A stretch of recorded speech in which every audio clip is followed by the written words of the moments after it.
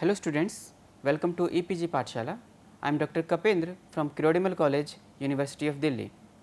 Today we will discuss about module osmoregulation in terrestrial animals. After studying this module, you shall be able to understand the concept of osmoregulation, understand various factors which causes water imbalance in the terrestrial animals, learn the mechanism of osmotic regulation in amphibians and other moist animals, learn osmotic regulatory mechanism in arthropods, reptiles, birds and mammals. Maintaining a reasonably constant water balance is a straightforward business for the majority of animals. The body fluid of marine animals are in osmotic equilibrium with the surrounding medium. When living organisms started colonizing the terrestrial environment, they faced more osmotically challenging habitat and eventually water balance became paramount. For non-marine life of multicellular organisms, continuing healthy existence depends upon maintaining the cells at a fairly constant water balance. Controlling the cellular and extracellular osmotic balance ultimately depends on the principles of membrane permeation and associated surfaces throughout the organism.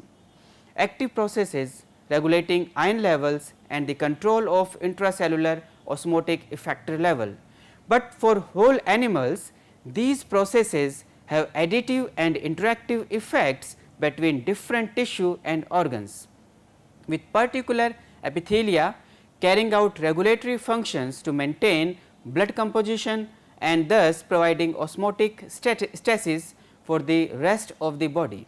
A variety of regulatory mechanisms are used to maintain proper internal osmotic concentrations and to prevent the development of destructive osmotic pressure.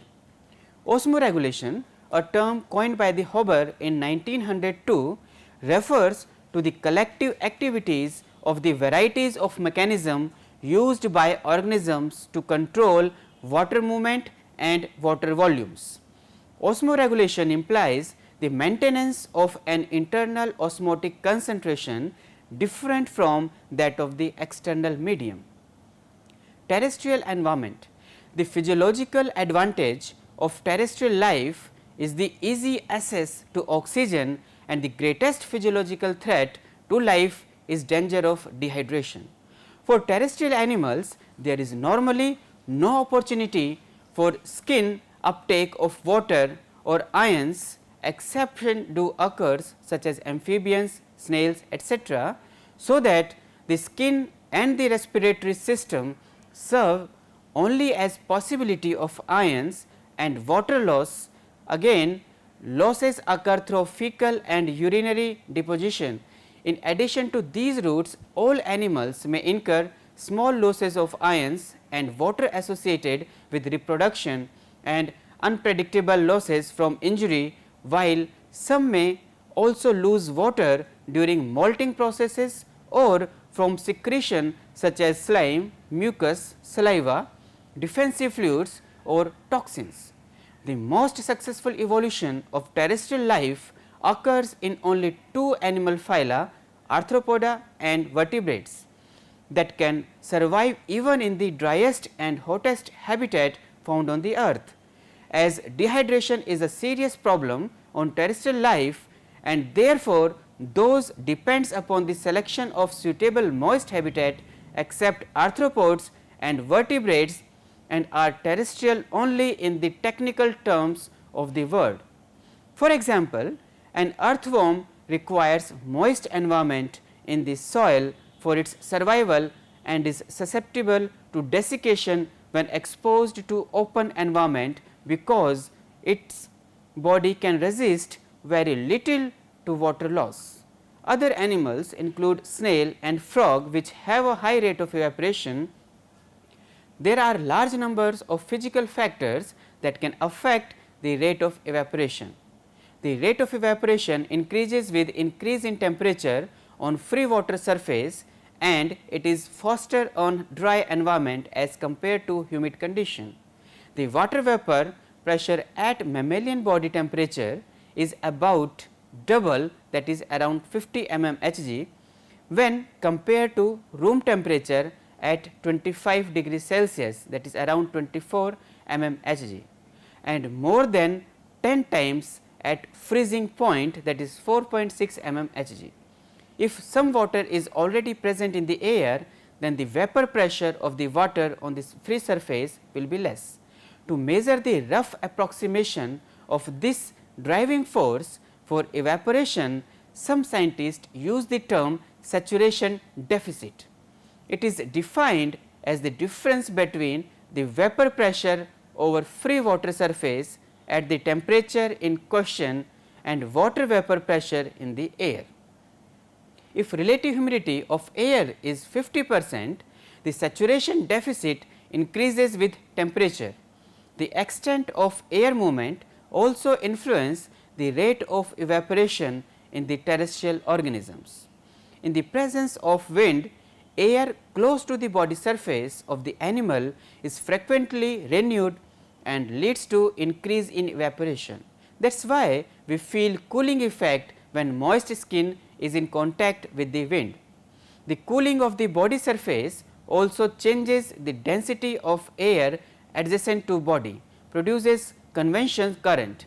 The extent of such convection current differs between a horizontal and vertical surface. As a consequence, under identical physical condition, the evaporation from a moist surface varies with the orientation of the surface. Finally, evaporation also depends upon the curvature of a surface. Moist skinned animals, in most moist skinned animals, evaporation is high and rate of evaporation is determined by the transfer of water vapor into the surrounding air. It is described as the vapor limited system in which the resistance to evaporation lies in water transport in the air. An earthworm, when kept in open in dry air, loses weight very rapidly due to loss of water and dies. A frog has a moist and cool skin, and the rate of evaporation from the skin of frog is similar to that of earthworm. The magnitude of the evaporation is of same magnitude as evaporation from a free water surface, and the amphibian skin does not exhibit significant barrier to the evaporation. Therefore, amphibians that are terrestrial live near water and humid place where evaporation process is very low. When these animals enter into the water, they behave osmotically like a freshwater animals. Amphibians are generally lived near water, but some species of frogs are found in the dry arid interior of Australia. These animals retreat to burrows several feet deep in the ground, where they estivate during the long period of drought. They required water for reproduction, therefore, they breed only after rainfall, which provides sufficient but temporary supply of water. When it rains, these frogs reappear from their burrows, restore their water content and deposit their eggs, which develop into tadpoles at exceptionally fast speed and metamorphoses into adults before the water dries up. When the frogs enter into estivation again, their urinary bladder is filled with dilute urine, which is of considerable importance in their water balance. Some can store as much as 30% of their gross body weight as urine in the urinary bladder. The urine is dilute and has a osmotic concentration corresponding to less than 0.1% NaCl. This urine is main water reserve and it gradually depleted during estivation. Australian aborigines use the desert frog as a source of drinking water because frogs store diluted urine in the urinary bladder that resembles like knobbly tennis ball. Once the animal has used up all water reserves in the urinary bladder, further dehydration causes increased body concentration and the animals then undergo progressive dehydration of blood and tissue. In the amphibians, cutaneous evaporation does not exhibit major factor to prevent the water loss. However, there are several exceptions in which skin is found to be effectively control water loss. The South African frog Chiromantis does not depend on a humid environment to prevent rapid dehydration. When these frogs were kept in dry air, it loses water by evaporation in smaller fraction as compared with the other frogs, and water loss is similar to that of reptiles. Snails and slugs are also having moist skin, and evaporation through skin is also high. A naked slug depends upon the humidity of their habitat, and they are active after rain and at night when relative humidity is high. Otherwise, they withdraw to and remain in microhabitat where the humidity is comparatively high. Snails, in contrast, carries water impermeable shell with them into which they can withdraw. A terrestrial snail that is inactive or estivates has an excellent barrier to water loss. It withdraws into its shell and cover the opening with a membrane and epiphragm, which consists of dry mucus. In some cases, it also consists of large amount of crystalline calcium carbonate. The lower rate of water loss from an inactive snail in the shell and covered with an epiphragm permits some species to survive in hot, dry desert area. One such snail, Sphincterochila, is present in desert surface of Near East. Withdrawn into the shell and dormant, this snail can be found on the desert surface in midsummer. This snail becomes active after rain, which are concentrated in the winter month from November to March, when they feed and reproduce. During the summer, they remain dormant. The water loss from dormant Sphincterochila is less than 0.5 gram water. It can survive from several years without becoming severely dehydrated. In fact, snail itself contains over 80% water. This high water content remains same even during hottest and dry part of years. Arthropods, the most successful terrestrial animals on the earth, are found among the arthropods, which comprise insects, crustaceans and other animals characterized by jointed legs, rigid exoskeleton. Land arthropods are covered in a dense and usually rather rigid cuticle of very complex structure which intricate waterproofing properties, while land tetrapods have a thick outer covering of dead skin cells forming a keratinized layer. Insects are more numerous with respect to number of species. Insects and arachnids are primarily terrestrial and are adapted for terrestrial life and respiration through air. Only a small number of has secondarily invaded the fresh water, and no marine forms are found in these two classes. Two additional classes, millipedes and the centipedes, are also terrestrial. In contrast, most of the crustaceans are aquatic. The common terrestrial isopods known as pillbugs, sawbugs or wood lice are mostly found in humid habitats well away from exposure. They remain hidden during the day and move around night when relative humidity is higher. These crustaceans are completely independent of free water form, reproduce and are thus truly terrestrial. Compared with that of an insect, the cuticle of insect is covered by a thin layer of wax, which greatly reduce water loss. Insects are most successful animal on the earth and are the most abundant than all of other animals combined. They live in almost all habitat on land and in fresh water. Clothes moth that thrive on a woolen garment or floor beetle that complete their life cycle from egg to adult in dry floor. For an organism to remain in water balance, all loss of water must over a period of time be balanced by an equal gain of water. A terrestrial insect living in a dry habitat has very limited water intake, and all losses must be reduced to such a level that their sum in the long run does not exceed total gain. Any organism can tolerate a certain variation in its water content, and some are more tolerant than others. Hygrophils such as earthworms, slugs and snails can often cope with 40 to 80% water loss.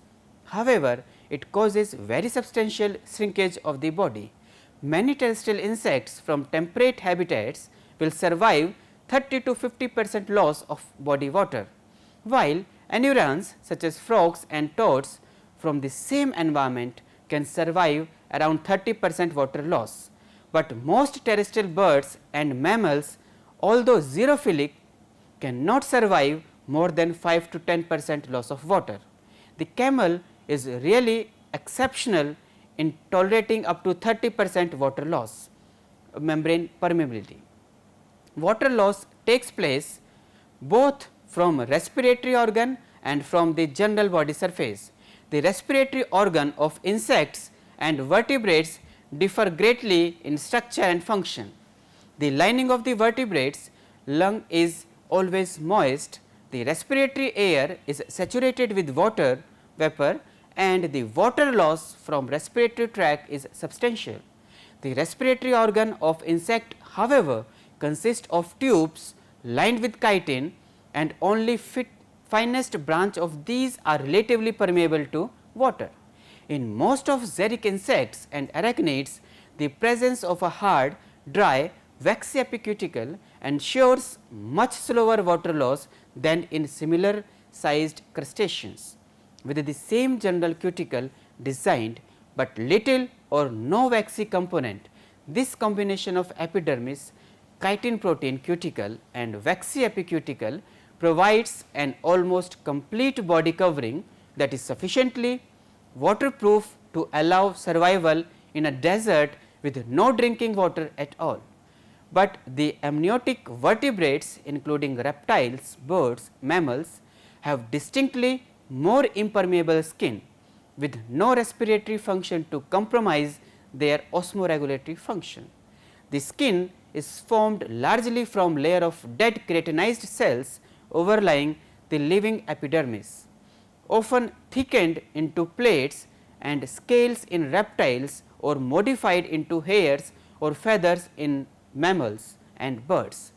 Lipid material is included in a dispersed fashion in mammalian skin, while in reptile skin the stratum corneum specifically has rather high phospholipid content. All these animals are distinctly less prone to water loss than most fish and amphibians. These vertebrates still do not approach the degree of waterproofing found in the arthropods. However, the greater surface area to volume ratio of desert reptiles and rodents compared with much smaller insects often mean that they too lose water so slowly as a percent of their body weight that they can also survive without access to drinking water. The cutaneous water loss in some of these groups can be altered more drastically by controlled and planned losses related to cooling. The phenomena of sweating. Mammals have a background low level of water loss from the sweat gland superimposed on the loss through the rest of the skin, with a much faster loss that is turned on during exercise and in the hot climates. Similarly, the more waterproof species of frogs effectively sweat through their epidermis when heat stressed, and a few insects also sweat when overheated. Water in food. Insects that eat plant may obtain large amount of water in the food. For fresh vegetables, material has a high content of water. When plentiful of water is present in the food, the problem is to eliminate the excess. The animal living in the dry condition gain water from the oxidation of food. During food oxidation, the amount of water formed is depends upon the amount of hydrogen present in the food. 1 gram of glucose produces 0.6 gram of water, and other carbohydrate such as starch produces slightly less water because of low hydrogen content. The oxidation of starch produces 0.56 gram water per gram of starch. oxidation of fat gives more oxidation water than carbohydrate. It also varies slightly with composition of fat and the degree of saturation. Protein metabolism is more complex because nitrogen present in the protein form excretory product which also associated with hydrogen. The amount of oxidation water depends on the nature of the end product of protein metabolism. If it is urea, the amount of oxidation water formed is 0.39 gram per gram of protein, and if excretory product is uric acid, water formed is higher. Some terrestrial insects and arachnids are able to absorb water vapor directly from atmospheric air. The desert roach Arenivaga takes up the water from the atmospheric air when it is partially dehydrated. If it has been placed in a very dry atmosphere until say 10% of the body weight has been lost, uptake of water begins when animal is moved to any relative humidity above the 83%. The uptake of water will be continuing till the animal become fully hydrated, then it ceases. One hypothesis for the uptake of water vapor is that temperature microgradients within the animal lead to condensation of water vapors. Reptiles. The skin of the reptile is dry and scaly and has been assumed to be impermeable to water. The cutaneous evaporation in a dry habitat reptile is only a small fraction of that in an aquatic reptile. Evaporation is one magnitude lower than in moist skinned animals such as frogs. It is supposed that evaporation from moist respiratory tract would be more than the dry skin of the reptile. However, it is not true, as the evaporation through the skin is always more as compared to respiration by 2 or more folds.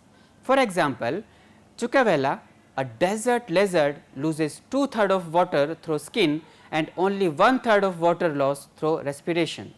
In addition of water lost through evaporation, water is also needed for urine formation. Reptiles excrete uric acid as an end product of protein metabolism. Uric acid is highly insoluble, therefore, it requires very small amount of water for its excretion. Birds and mammals. Birds and mammals use water to keep their body cool during hot surrounding. Human and some other mammals sweat, whereas dog and some mammals pant, which keep them cool in warm conditions. Rodents provide the classical example of maintaining the water balance, as they do not pant and sufficient number of skin glands for the regulation of heat. In most of the desert, free water is rarely available during rainy season. Several birds and small rodents live in the area where there is rain only once a year or even less often. These animals obtain most of the required water through food, and very small fraction is from dew. Many animals obtain water from green leaves, stems, roots, fruits, tuber and other part of the plant, whereas carnivores obtain water from the fluid of the prey that contains 50 to 80% of water. The kangaroo rat and pocket mice are found in desert of North America.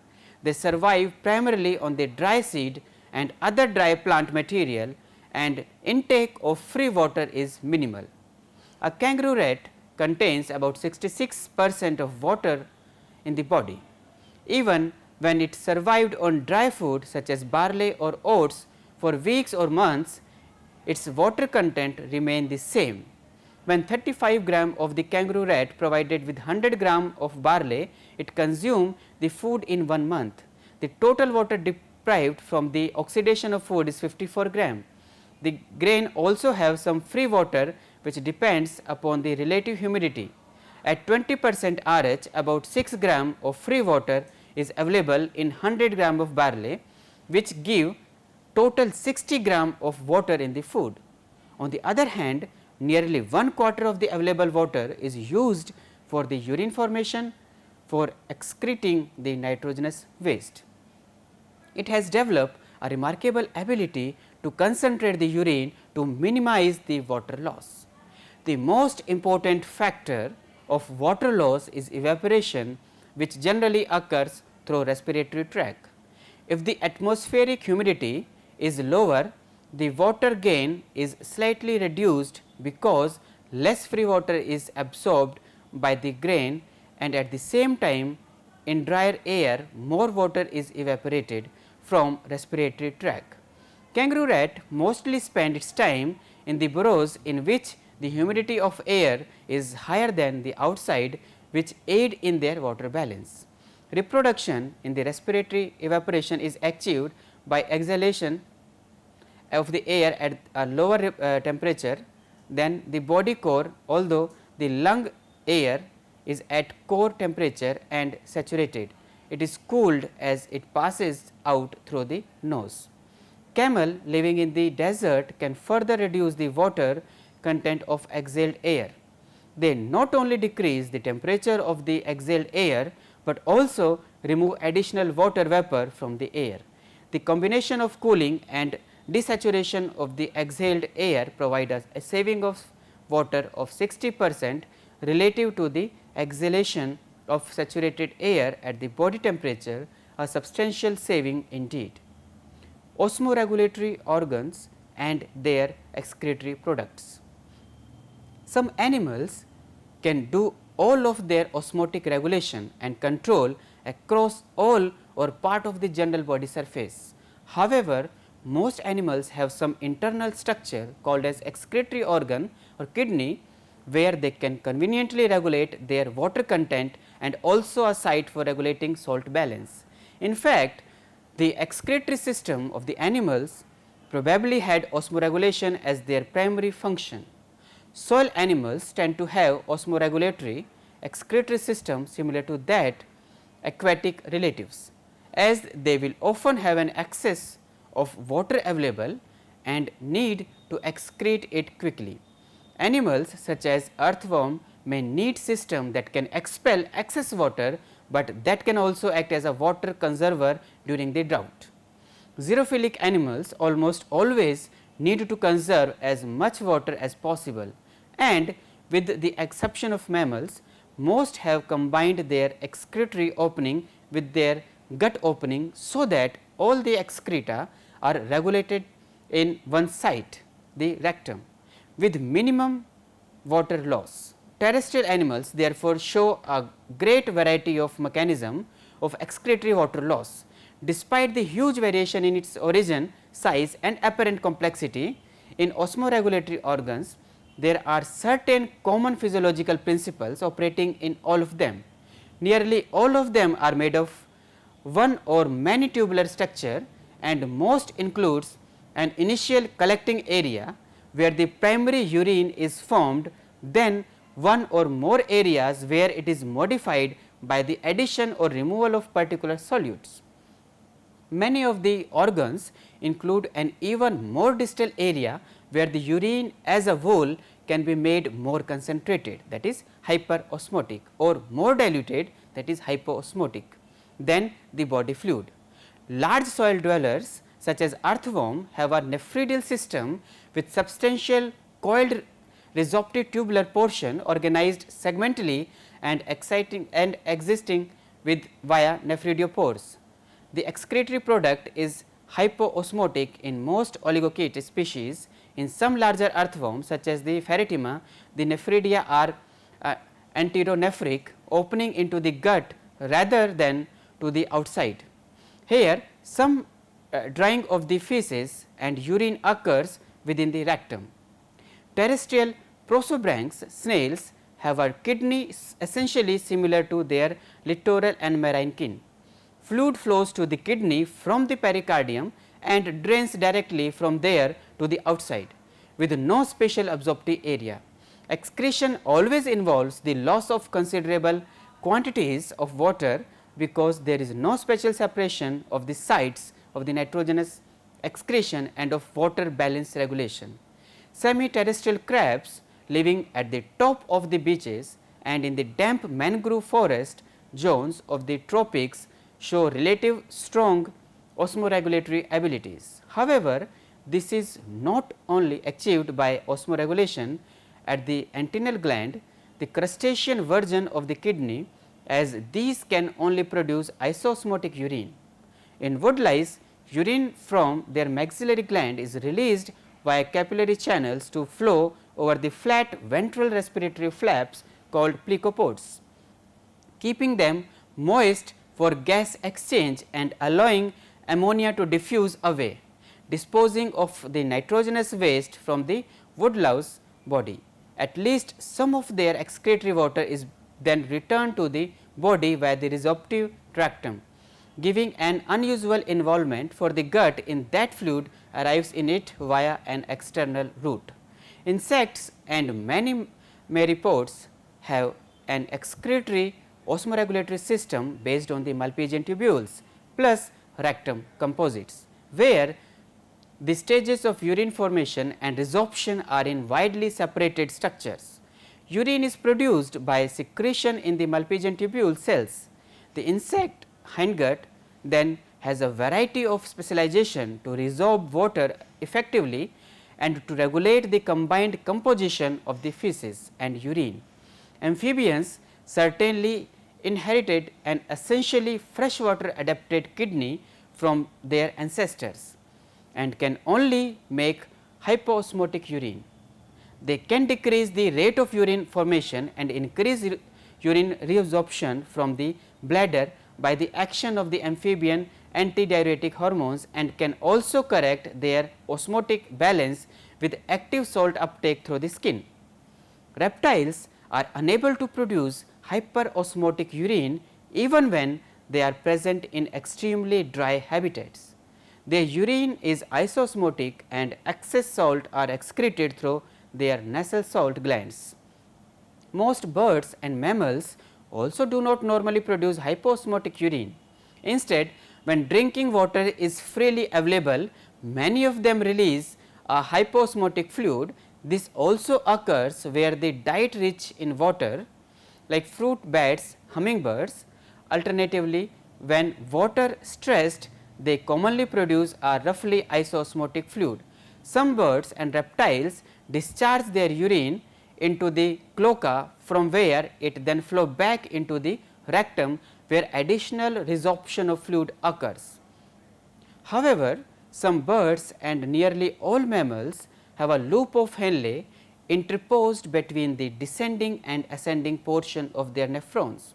To give a site of countercurrent multiplication, they can then produce a significantly hyperosmotic urine when required.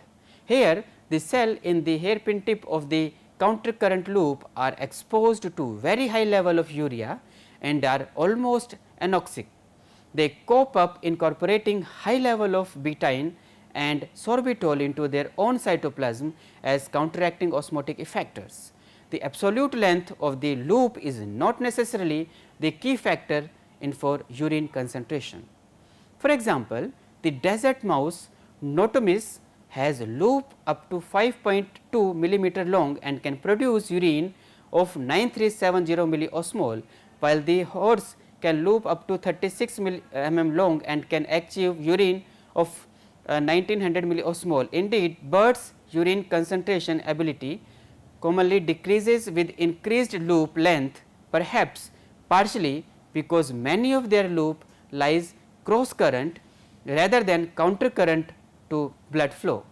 Urine concentration is determined more by the specific metabolic rate of the tubules tissue, higher in smaller animals with a much higher density of actively transporting membrane surfaces than by length of tubules. Most tetrapods excrete their urea or uric acid. However, diet composition also causes some variation, like hummingbirds are able to switch to ammonia secretion when they feed on dilute nectars at low temperature. So, now students, let us summarize what we have learned in this module. Maintaining a reasonably constant water balance is the key for majority of terrestrial animals for successful survival. Osmoregulation implies the maintenance of an internal osmotic concentration different from that of external medium. The physiological advantage of terrestrial life is the easy access to oxygen, and major threat is danger of dehydration. In moist skinned animals, evaporation is high and rate of evaporation is determined by the transfer of water vapor into the surrounding air.